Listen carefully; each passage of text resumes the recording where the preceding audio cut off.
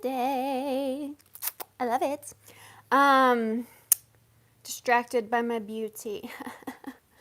I really am distracted by my beauty. Um, so, can men and women really be friends? That's what I'm talking about today. And first, disclaimer, I want to say that everyone's path is different, everyone's feelings are different. So, if you feel the need to be friends with your ex, if you feel the need to be friends with the opposite sex, then don't let me don't put too much power in me to live your own life, right? If it works for you, then it works for you. I'm just sharing my experiences to give, to allow those who might feel the same way or not even realize that they feel the same way an opportunity to sort of break this norm that, yes, we can be friends and that you should be friends with your exes. I wanted to say, can men and women really be friends, and can you be friends with your exes? But that's too long of a title, so we'll just do men and women can be friends. Also, I do realize that this is very heteronormative. That's my experience. I don't know the gay experience, so it might not fit. It may fit, it might not fit. Although I will say that I do have a friend who sort of pines over his ex boyfriend and hasn't cut that cord, right? And also, not to say that you can't miss an ex, but it's like if you keep them in your energetic field, it sort of doesn't allow you to move on sometimes, right? So, wanted to share my experience about men and women friendships, boy and girl friendships. So, I have had male friendships my whole life. My parents were very close with the people that they worked with, and so they moved away from their hometown, so they didn't really have family where I grew up. My hometown, they didn't have family. I didn't have my grandma around the same town that I grew up. And so they were very close with their coworkers, and it was a very strong bond and a very magical sort of relationship.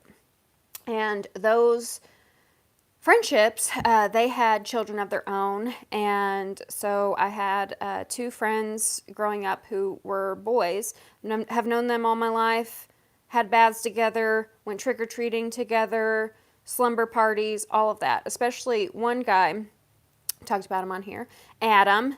And Adam and I are still friends. So obviously, this is not the advice for every sort of relationship. Also, when I say Adam and I are still friends, I mean Facebook friends, but we're not close. Not close enough where we like talk every day and tell each other our problems, but we think fondly of each other. So this is not to say like it has to be an all or nothing situation where like you can't have any friends of the opposite sex at all. But I do want to talk about my experience with that because, and I have talked about this before on this channel, but I wanted to sort of loop it back around because I learned a big lesson about this through my twin flame that I eventually want to go get to, right? So, I didn't have feelings for this guy friend. I do remember when we were little, I don't even think we were in the first grade yet, might have been kindergarten or preschool.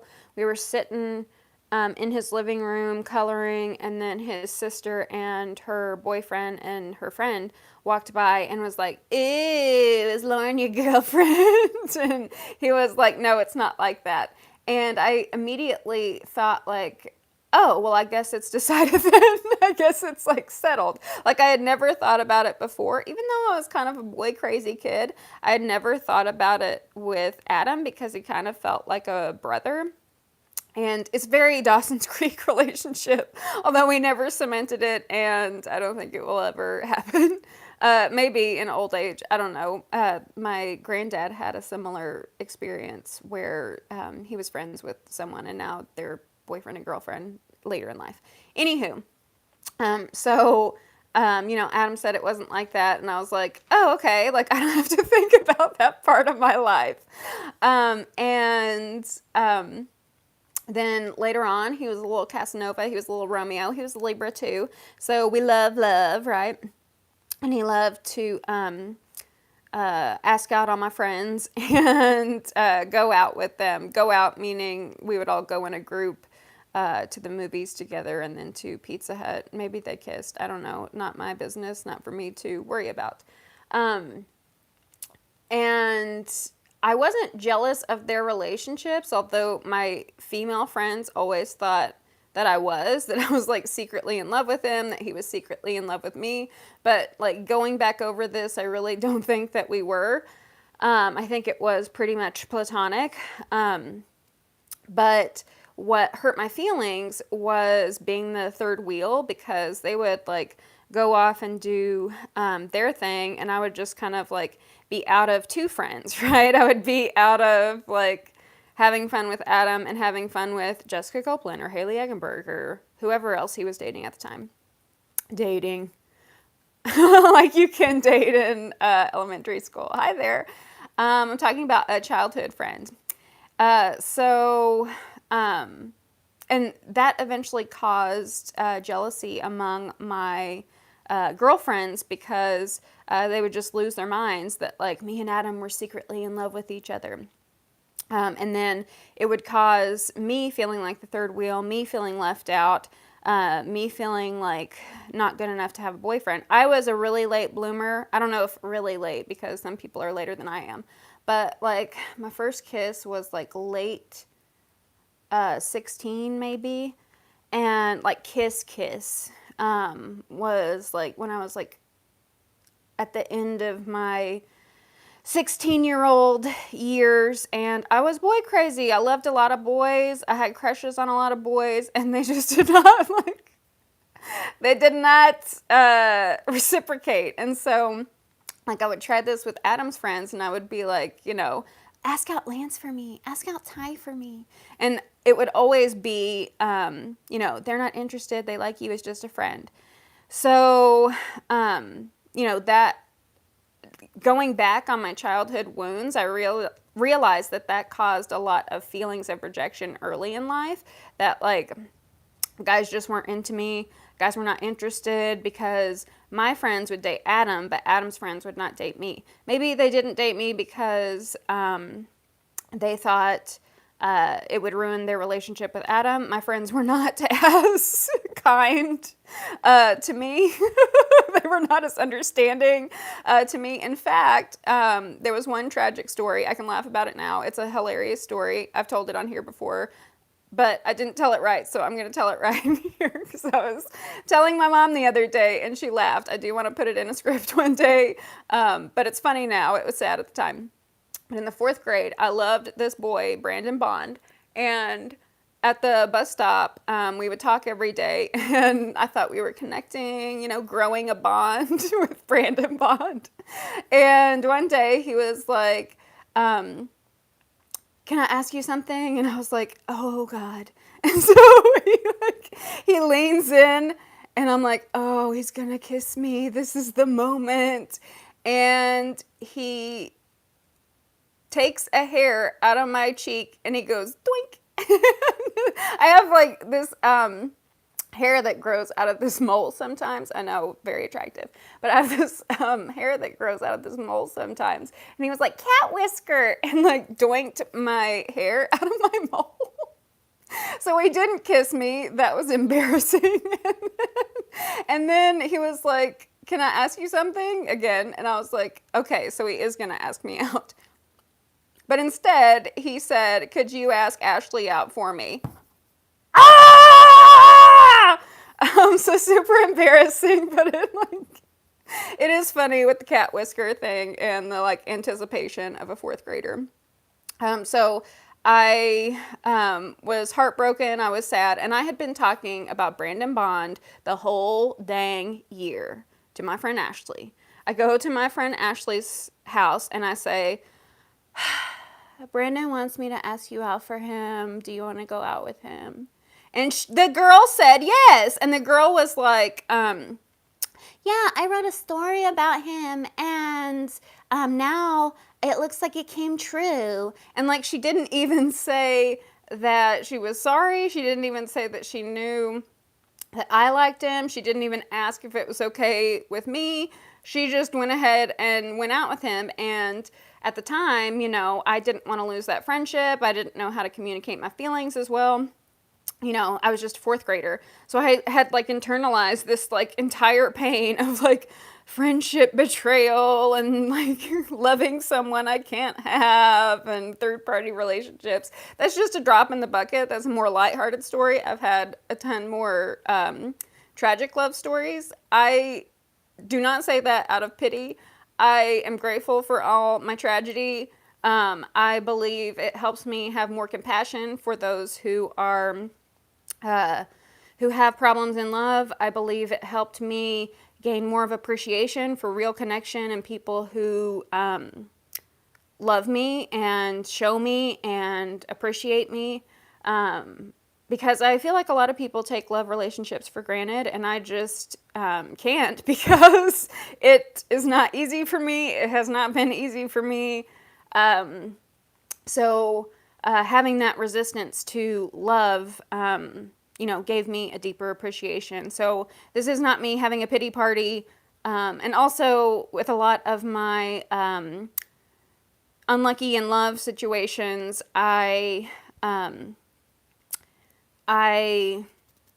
every time someone gets off, it messes up my flow.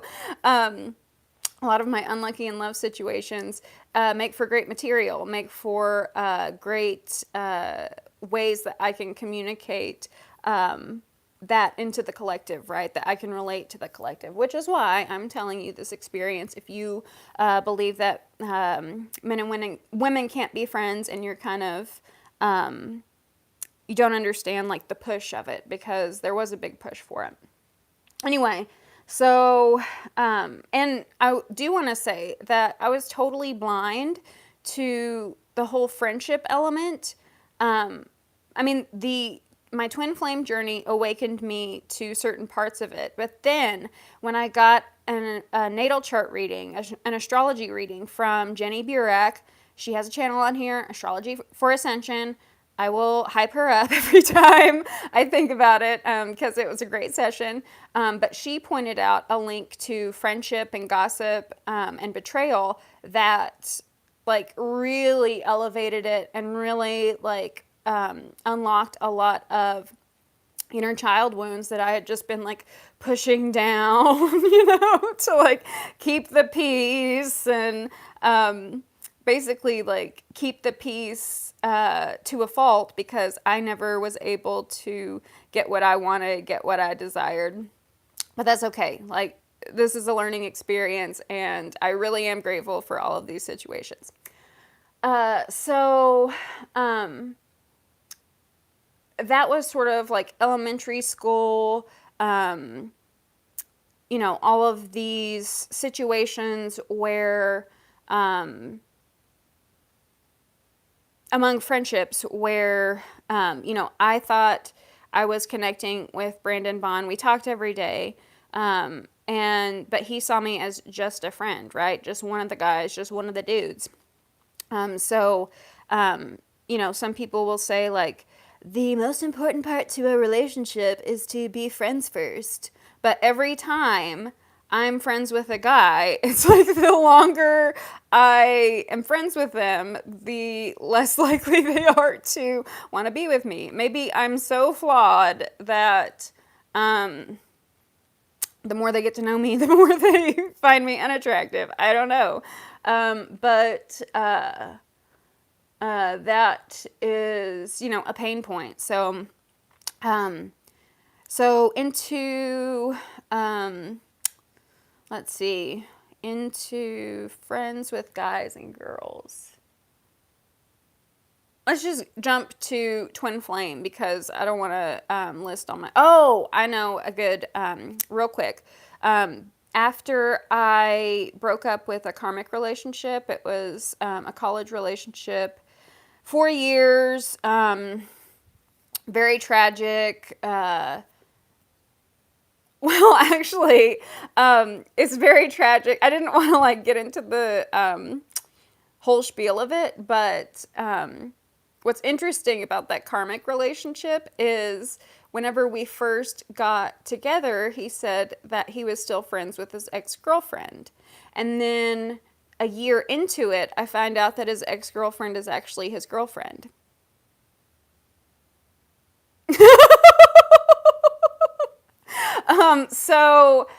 This whole like be friends with your exes, I am a little distrustful of it because, that was an obvious lie. And I did not feel any sort of jealousy. I like let him have that freedom, but it turns out like there was still a bond there. There was still a connection there. And him being friends with his ex turned out to be not his ex at all and not a friendship at all. But after that, I was in a really depressive state, and I was in a really self-destructive state. I drank like 5 nights out of the week, and I would drink like a keg of beer a night. It was wild. And I had friends who broke up with their men at the same time, and so we would all live this lifestyle that was just like out of control. And I did a lot of drugs. I did a lot of I drank a lot. I did sleep around. I was responsible. But just being honest, I part of that was peer pressure. But these friends, even though I've forgiven them now, they sort of reinforced that whole friend betrayal thing. They would, all of us would like, it was kind of an incestuous pool. We went to the same bar and like, a friend would sleep with the other friend's ex and all of that. It was just like everyone slept with each other. But they would like they would sleep with guys I was dating. They would sleep with guys I was having a thing for, building a like thing with, about to approach like a relationship, and like they would sleep together. And so that created some distrust and some cynicism and all of that. So anyway, jump forward to my twin flame experience. He is and was friends with a lot of girls, and I was friends with a lot of guys at the time. And they were strictly platonic. There was one friendship that I had in particular at the time that I believe he was jealous about. A lot of people, we worked together. We had a podcast together. It's if you check my page, it's down below. You can scroll. It's the Big Kids Podcast.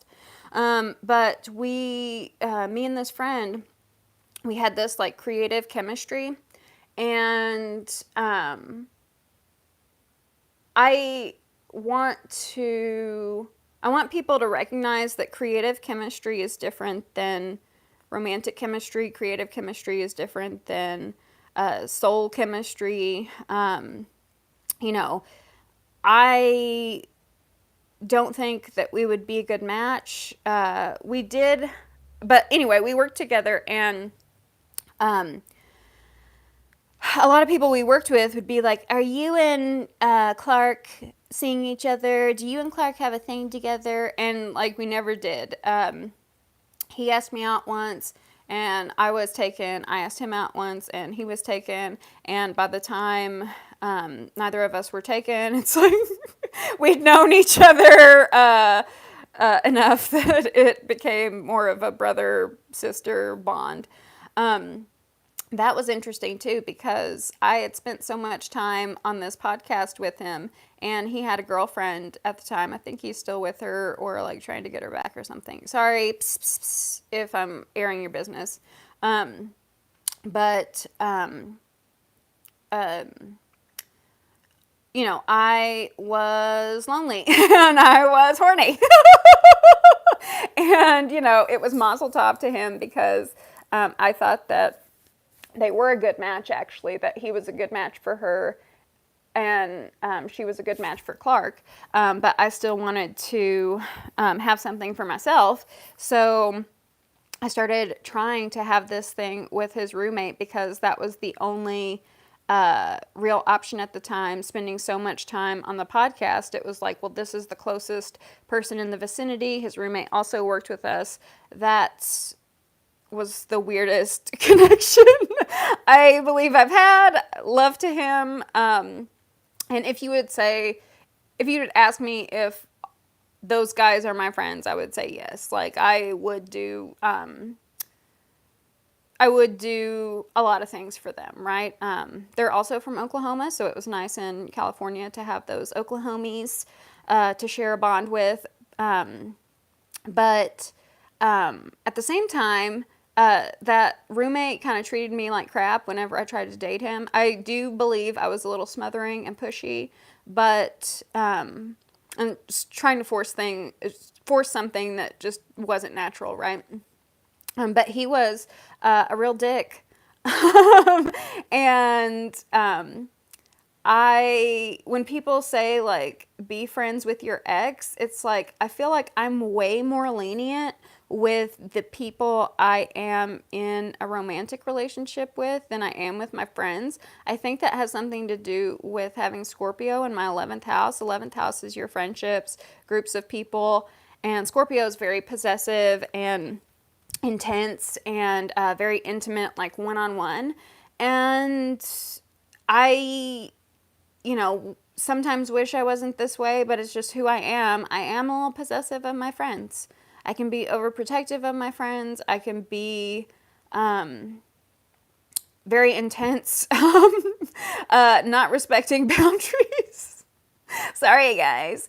But also with that Scorpio, I can be a little like cutting and stinging at inappropriate times. And so if, we used to date, then it's like I can never let go of those grudges if we decide to just be friends after. So I found myself like popping off and like talking shit at weird times, even though like I realized that it was a weird connection. I have no feelings for that person, but now that he's in like the Scorpio side of my house, it's like I don't know, I do that.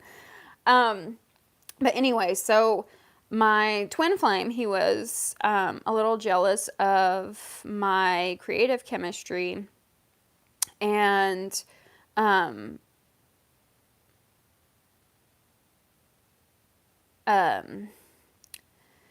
I think I was naive in thinking that men and women could be friends, right? Because that's what's drilled into our heads all the time is that it's okay for men and women to be friends. It's okay.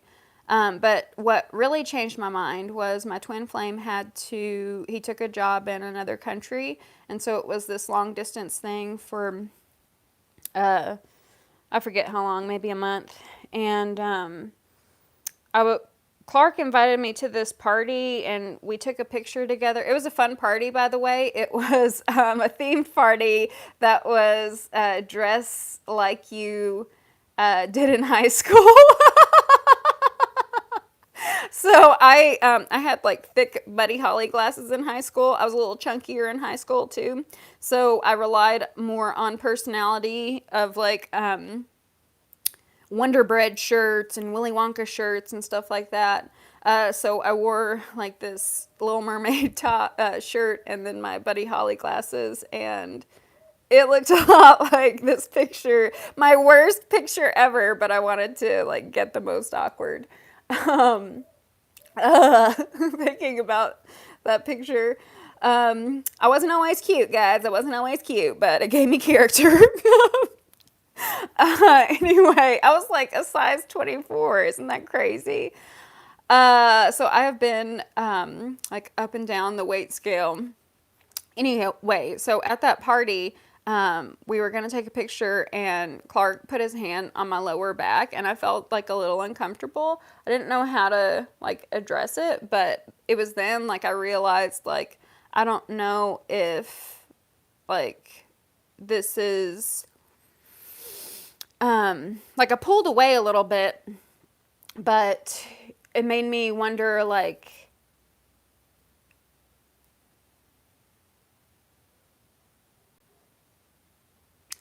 it made me realize that maybe I need to set boundaries in friendships with men.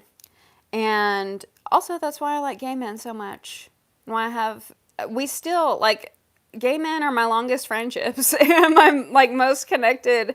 I don't want to say longest because I do have friends from childhood that I still talk to. But, like, I talk mostly with the gay friends that I met in college because it is a friendship with a guy that has no like sexual anything, like I cannot be attracted to them and they cannot be attracted to me. I thank the Lord that I was never like I never fell in love with a gay friend that I had. I was never attracted to a gay friend that I had, that it was just platonic and we could have that friendship without the pressure of sex involved. But anyway, I just realized at that party that being naive about men and women and how they can be friends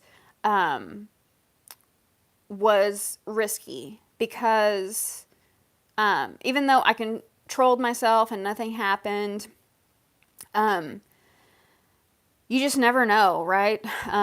You think like you can, like, no one thinks that they'll cheat, and I've only cheated once, but so many of my friends, especially during that wild time, cheated because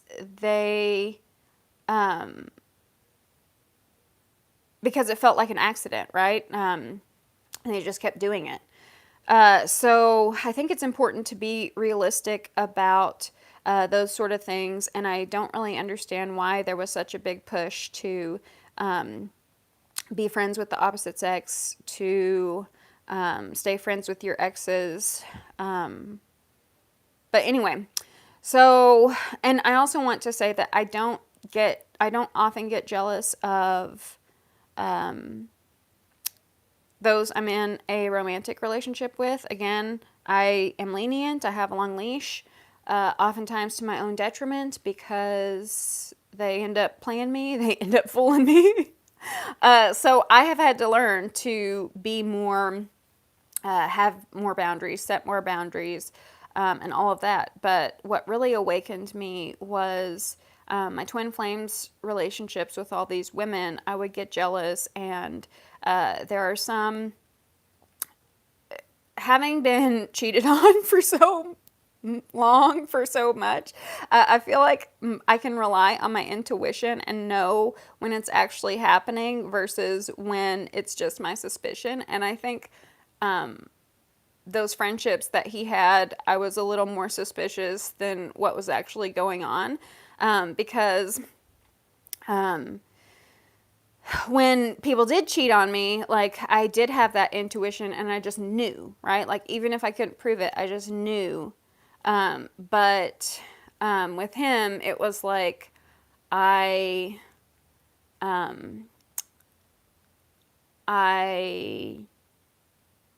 it was more suspicious, and it wasn't like I just knew, right? I think it was like muscle memory from all of my hardships, right? It was something I was reacting to based on my past experiences.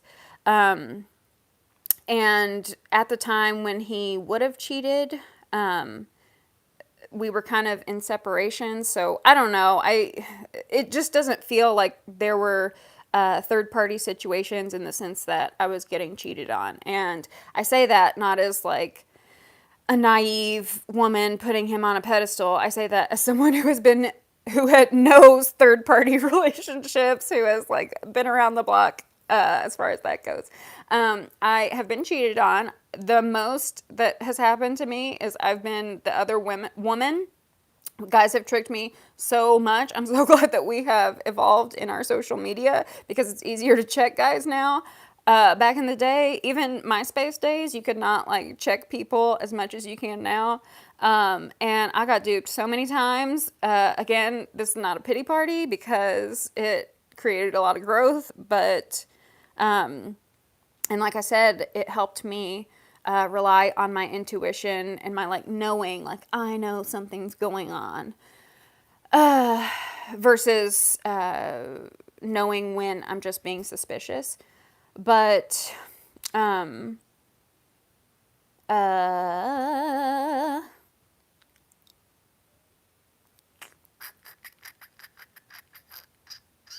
yeah, I've been cheated on. My first boyfriend cheated on me with a girl we worked with. um, and I have been the other woman a lot of times, tricked into it. I'm not a home wrecker. It wasn't intentional. It was just like I got duped a lot. And then I cheated once. I never want to do that again. It was exhausting. I don't understand how people do it because I had so much guilt surrounding it.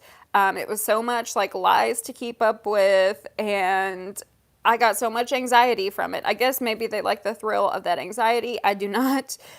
So I am not interested. I know everyone says they don't want to cheat, but like I feel like I have a little more control than a lot of other people. Astrological theory, I believe your Mars shows you if you're going to cheat or not. I have Mars in Capricorn. Capricorns aren't really cheaters unless, you know, there's some other placement, but Capricorns are too focused on career and reputation that it's kind of like one relationship is hard enough work that like why would I mess with another relationship? I feel like with Capricorns, like they are very selective in who they let in initially anyway, that like having an affair is just very unlikely, right? Because, and I'm not saying, again, no Capricorns cheat because I do believe that it's in your Mars. But the thing about Mars, it's your drive, it's your sexuality, it's your ambition. But like when we talk about your sex drive with Capricorn, Capricorn has stamina. Capricorn has endurance, but Capricorn also has discipline. Capricorn also has patience and structure. And so being disciplined in that way, I don't really find myself in a lot of impulsive sexual experiences. And now that I know myself more, you know, before my twin flame, actually, I took relationships a little more casually than I eventually realized that I ultimately needed emotionally. So now, casual relationships aren't really for me. I want something more serious. Anywho, so the thing with being friends with the opposite sex is one thing that my twin flame woke me up about is, you know, I did have that jealousy. I recognized it was jealousy, but, you know, Instagram was a killer. Instagram was a killer. Seeing like who he liked pictures of, and it's not like, I mean, I would like pictures of my friends' stuff because they're your friends, right? But when you're in a relationship, I think they are right to question, like, why do you need to be friends with that person when you have me? And like I say, you don't have to dump all of your friendships with the opposite sex, but it has caused me to look at those relationships in different ways because I'm not going to be as intense with them. I'm not going to be as, I'm not going to invest as much. I'm not going to be alone with them or hang out with them incessantly like I used to. And in that experience, I have developed stronger bonds with the friends that are girls, and that has really meant a lot because at the time we also had the Trump situation going on, and that caused me to look deep at issues with women, right? So developing those bonds with women helped me feel more appreciated and more strong in like my womanhood, right? But sorry, I gotta blow my nose. 1 second, 1 second.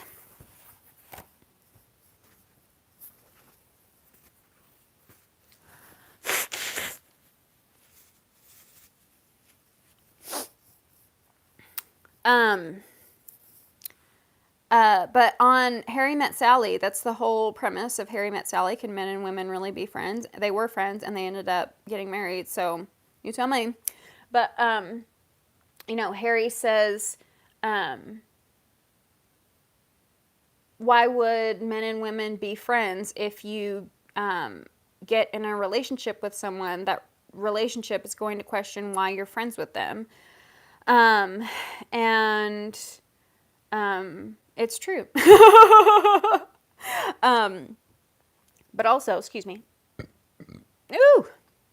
Also, I think it's one reason why we want to have that couple friendship, right? Like Doug and Carrie, Deacon and Kelly. Is it Deacon? Yeah, it's Deacon. Because you have that balance. And as far as exes go, unless you have a child with him, I don't understand like why there was such a push on you're an unhealthy person if you don't stay friends with your exes. What is the point of it? Like,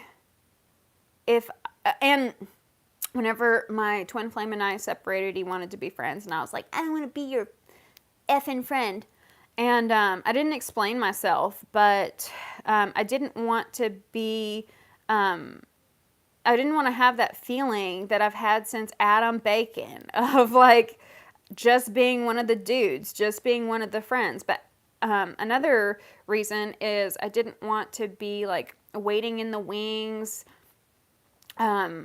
with all these other like girls and ex-girlfriends, waiting for the time that he would pick me, right? And I knew that would happen because I was still in love with him, I knew that I couldn't like have this light friendship without wanting him, without wanting to be with him, without wanting to be his girl. So it does kind of seem like an all or nothing type of thing, but if I were to have like stayed friends with him, then I would have said some really hurtful things out of, like I said, with that roommate of Clark's, where sometimes I pop off, even though like there's no feeling there, but that's just my nature, right? I knew that I would like regret being friends. It would be to my detriment. It would make me feel like there's always some other girl. This is like the pattern that's repeated. There's always some better girl other than me, right? I'm just one of the dudes, one of the guys. So there's always some other girl better than me. There's always your wife or your girlfriend. There's always your ex-girlfriend who's better than me. So I didn't want that comparison. And it's not to say that being friends with your ex or being friends with girls is a deal breaker, but I think it's time we take the naivete out of just being friends after you break up. You do need that space to heal, to,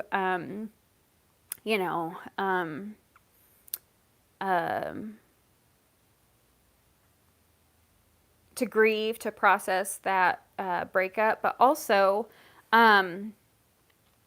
it's kind of enabling a person you want to be with. It enables them to keep you in waiting. It enables them to sort of be the puppeteer and have you on puppet strings. And I think it's kind of unhealthy.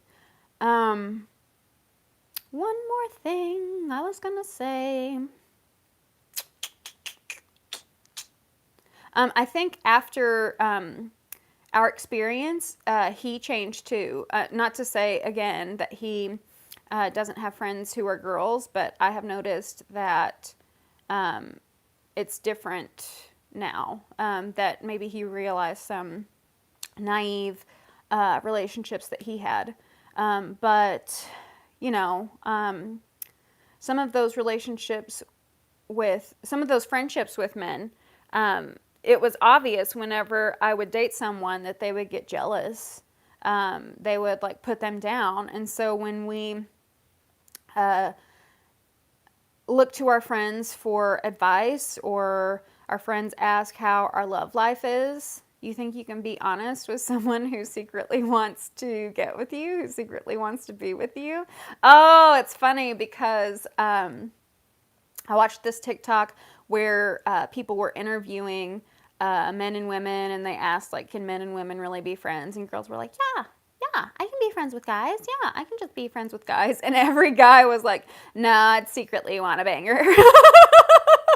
And a lot of the comments were like, men always have to ruin it. Men are the ones who ruin it. Screw men. Men are trash. Blah, blah, blah, blah, blah. But actually, women had a part in that too. Women were naive thinking that that wouldn't happen. Women were naive thinking men weren't going to be attracted to them. Men were naive thinking that they like wouldn't jump at the opportunity to, you know, be with them. In my case, I have a very confused energy about me where I think my friendships with men, you know, they sort of, some of them like wait in the wings for me to be available to them. But anytime I'm available to them, they get scared, they get intimidated. That's another piece of advice that I'm tired of, is you're too pretty to be single, or if he was really into you, he would reach out. It's like, men are scared of women, guys. Men are scared of women. My stepsister looks like a supermodel, and men are too intimidated. They don't think they can measure up. I have friends that I get so frustrated because I will look at them and just think like how amazing and how beautiful they are, and how men are sleeping on them. You know, like, why are you taking this beautiful woman for granted? Like, if I wish I could give her that dream guy or that dream girl, right? And my granddad, he tells a very cute story about being nervous about my grandma, and because she was so beautiful, and he finally mustered up the courage because the worst she could do is say no. And it's very cute, right? But it goes to show that men are scared. So if he was really into you, a lot of guys are really into you. They're just fucking scared of whatever intimidation you have, right? And in my experience, it's like they usually only muster up the courage whenever it's like 10 years later and we're 3,000 miles away. Like, you could have let me know this while I was there, while I was right in front of you, but now I guess this is supposed to make me feel better that men are too scared of me. I don't know. But, you know, men, God's rejection is my protection. So, again, not a pity party, just telling you like it is. But also, like, being pretty intimidates a lot of men, and they always think, like, she's going to find another guy better than me, and all that. So, those are really dumb pieces of advice, really dumb things to say, and we need to retire them. Lots of pretty women are single because men can't step up, and a lot of men are into you but can't muster up the courage. So that's kind of it's a big misconception among, why are you still single? Why are women still single? Why are pretty girls still single? I'm thinking of this time when I was actually having a pity party during this time, and I was just talking about some sort of tragedy that happened, maybe multiple tragedies, and someone said, if you can't get a man, then this proves God doesn't exist. And I thought, like, it's her opinion, and she was just saying it out of love, and it was kind of funny, but it immediately made me think, like, me not being able to get a man is why I believe God exists. Like, if I did not believe in God, I would kill myself over these, like, long line of tragedies. I have to believe that there is a bigger reason, that there is a higher reason for all of this, because if I did not, then I would lose my mind. So I have to believe that it was for a reason. I have to believe that my suffering will pay off someday. I think that is the Venus and 12th house aspects.